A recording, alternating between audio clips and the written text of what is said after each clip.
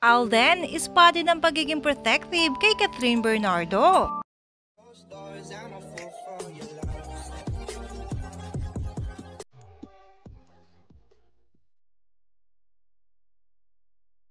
Grabe mga ka-DJ, hindi man niya umamin ng casting ay halata naman tila merong nabubuong magandang relasyon sa pagitan nila. Inamin nga ni Catherine Bernardo mga ka-DJ sa kanyang latest interview na ready na daw siyang muling ma-in love. At talaga namang kinakiligan ito ng mga Katen fans. Dahil tila may pag-asa na nga daw talaga maging real couple ang Katen. Dahil they are both single naman mga ka-DJ.